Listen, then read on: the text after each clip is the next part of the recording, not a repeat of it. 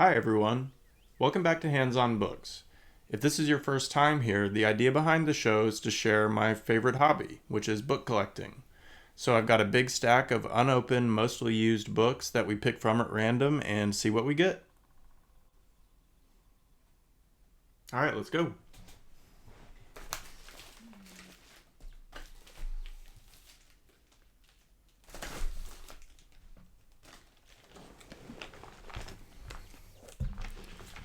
Alright.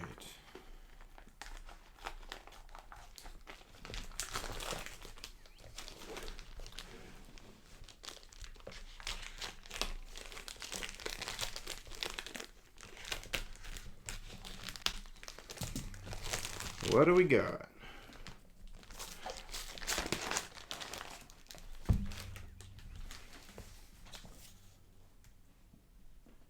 Ancilla to the Pre-Socratic Philosophers by Kathleen Freeman. We had a Kathleen Freeman book in the very first episode. Oh, I'm going to rip off. Try to be careful. God, I wish they would not do this. I feel like I talk about this every episode, but there's really nothing you can do about it. God, that's annoying. It's all right. So this book, the first book by Kathleen Freeman that we opened was about the Athenian court system, and this one is, dang, that really did rip off the. That's painful. So Ancilla means like a handmaiden or kind of a servant or helper, and there was this German classicist, I guess, named Diels, who sort of compiled all of the extant quotations and sayings and things that could be attributed to certain or to all of the pre-Socratic philosophers that we had any record of. So let's go ahead and check it out.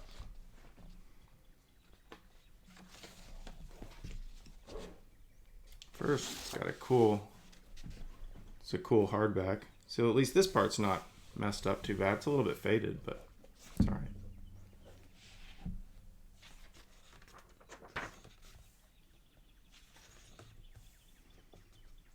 A complete translation of the fragments in Diels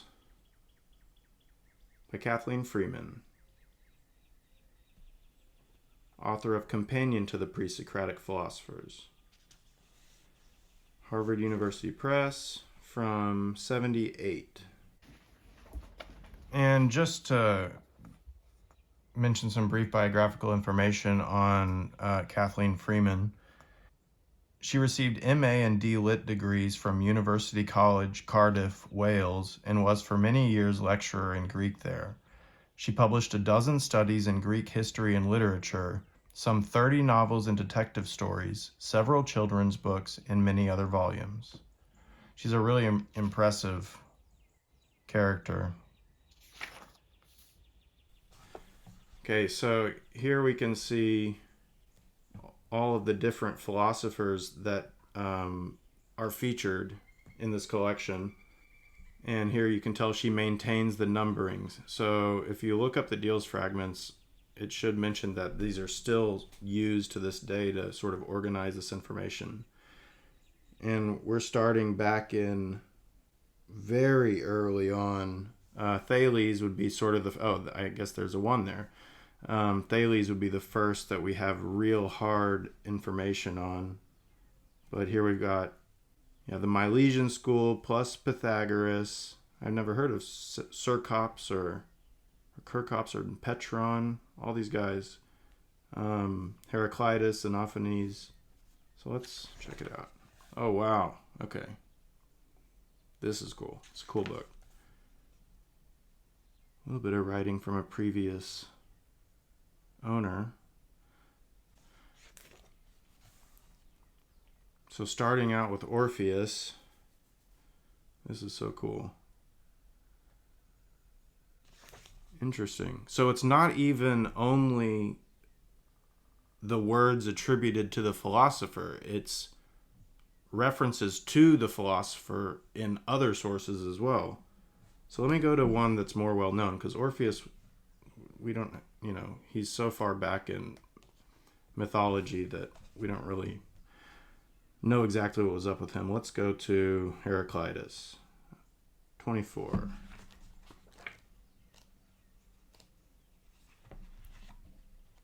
Heraclitus, the famous philosopher of change, he has that great line, which we'll find it in here, about never stepping into the same river twice.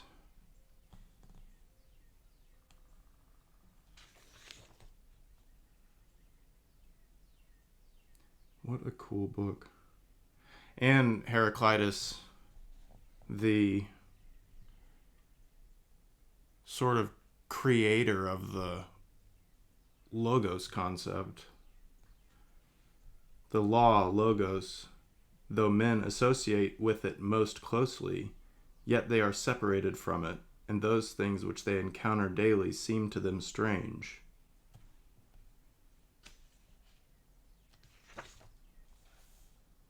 He calls Pythagoras the original chief of wranglers. The soul has its own law, logos, which increases itself, i.e., grows according to its own needs.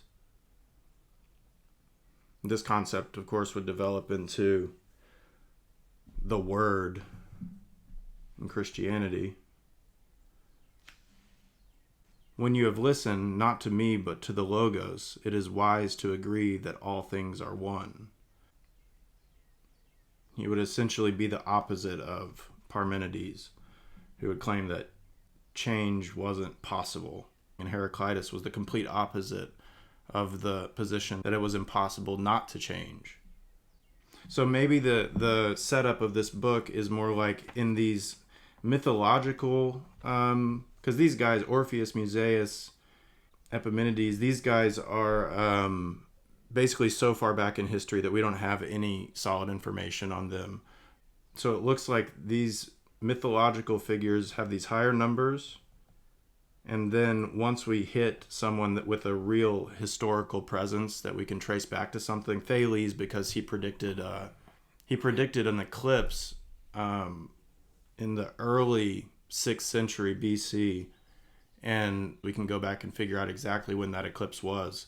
And so he was very famous for being able to predict this eclipse in the middle of some war that was happening in Anatolia at the time, because he was in Miletus. So he was able to predict this eclipse, and then it stopped the battle somehow.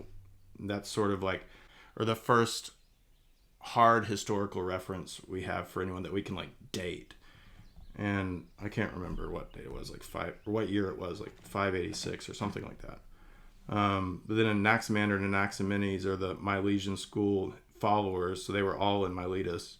But anyway, so it must restart the numbers once we get to hard historical philosophers, as opposed to these mythologized guys beforehand.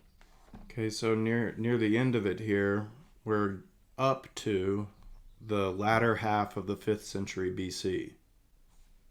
And what the Peloponnesian War is 430 to 400 approximately. And so we've got from sort of the mists of mythology all the way up to right before Socrates. Trying to figure out how to present this in a way that would be interesting. Maybe there's a way to run through some of the most important concepts created by these guys. Take a quote from several of them that show sort of the development of the thought. That might be something to come back to on a second take. One of the big contributions of Thales that I remember is that he went ahead and attributed the source of everything to water. So everything to Thales was somehow traced back to water and moistness. And that was apparently the first time someone had made that sort of claim with regard to a physical, a material out there in the world, as opposed to attributing everything to some creative process having to do with gods or something like that. Anaximander has this maybe one of my favorites because he has this concept of the apeiron, which is like the limitless field of potential or indefinite field of potential, where like everything that exists in the world first has to like borrow its existence from this like limitless apeiron to which it must return at some point. So I want to go back to Heraclitus because he is my favorite.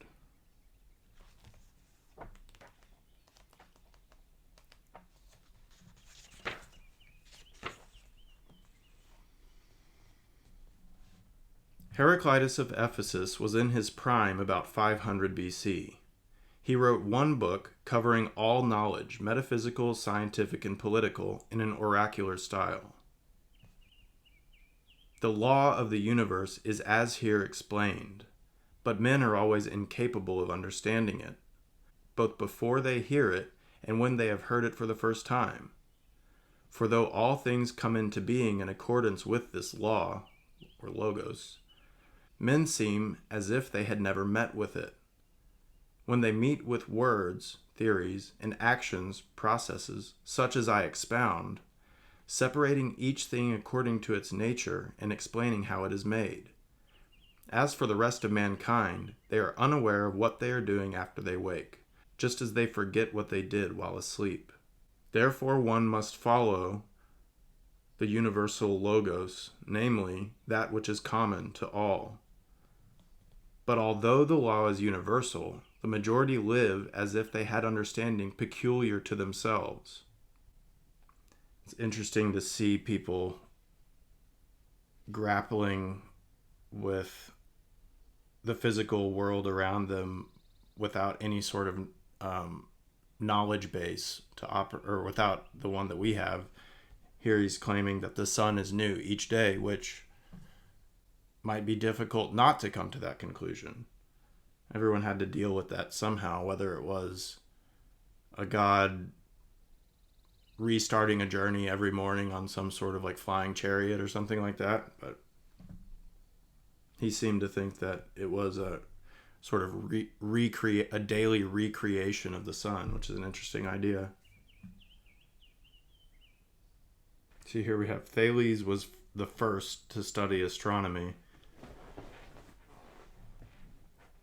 which he was super famous for studying astronomy, but he definitely wasn't the first.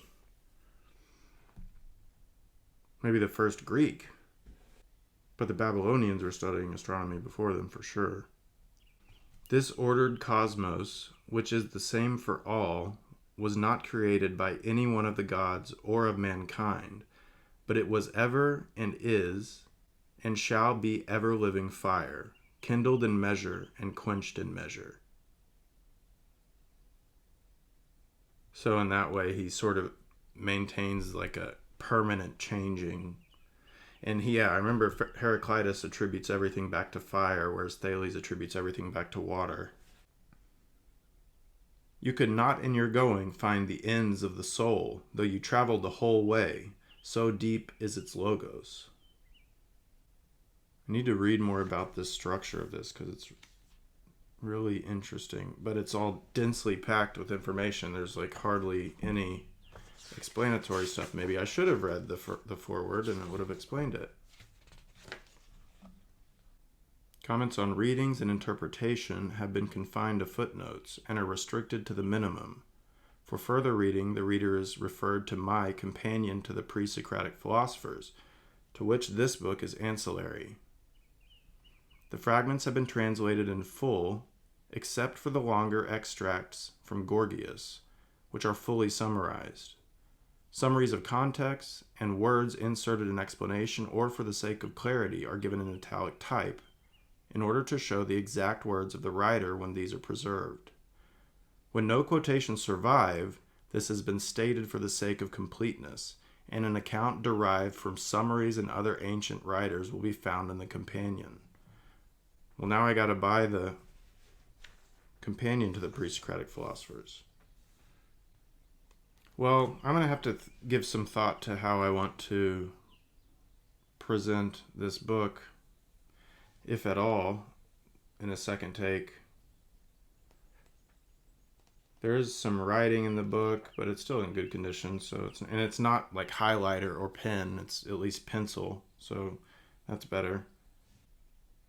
Oh, you know what? Let me see what's on the back of this.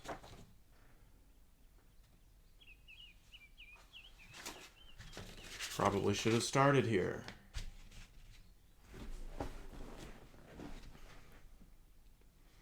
This book is a complete translation of the fragments of the Pre-Socratic philosophers given in the 5th edition of Deal's Fragmenta der Vorsokratiker, fragments of the Pre-Socratics. No English translation of these remains has hitherto existed, yet a knowledge of their contents is indispensable to an understanding of Plato and Aristotle, and therefore to a full appreciation of the problems dealt with by medieval and modern philosophy. It is hoped that the book will be useful to students of philosophy who have no Greek, and that it will lighten and accelerate the work of those who do read Greek, but cannot spare the time necessary for a thorough examination of the originals.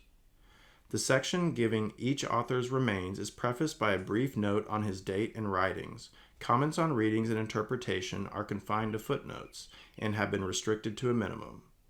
Maybe the Deal's fragments have been translated into English after this, but this is like a really cool contribution, I think, to make to the English language study of pre-Socratic philosophers, which is one of the coolest, most interesting eras of like humanity. Before everything was sort of like pushed through the choke point of Socrates, and just really cool to see all the different types of the different ways of trying to make sense of the world. All right, I gotta read whatever we've got left from Anaximander because he's too awesome. What is it? 18 or 19?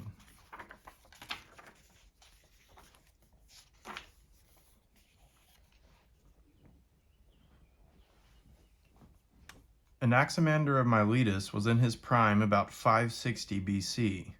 The title or titles of any works of his are unknown. But here are the fragments attributed to him. The non-limited, or apeiron, is the original material of existing things. Further, the source from which existing things derive their existence is also that to which they return at their destruction, according to necessity. For they give justice and make reparation to one another for their injustice, according to the arrangement of time. This essential nature, whatever it is, of the non-limited, is everlasting and ageless. The apeiron is immortal and indestructible. It has definitely sounds a lot like God. Nozzle of the bellows, whatever that means. And the earth is like a stone column. Interesting. Yeah, this sort of philosophy of limitlessness, I think, is interesting to play with. All right, guys, I am back after reading some of Kathleen Freeman's Ancilla to the Pre-Socratic Philosophers. I'm not going to do an extended reading from this one right now because I'm going to break that sort of thing out into a different series on the channel. So for now, I just want to go over the pricing and quality. This one cost $15 from Abe Books, and it did have that sticker on the dust jacket, which ripped some of the paint off when I removed it. And there is some writing from a previous owner in this copy, but it is in pencil, and I don't really mind it in a book like this because you just get these little brackets or some notes in the margins that show you what a previous owner was interested in. So all in all, I'm totally satisfied with this. It's a cool addition to the collection, another one by Kathleen Freeman. So that's going to do it for this episode. If this is something you enjoyed, please like, share, comment, subscribe, and we'll see you next time. Happy reading.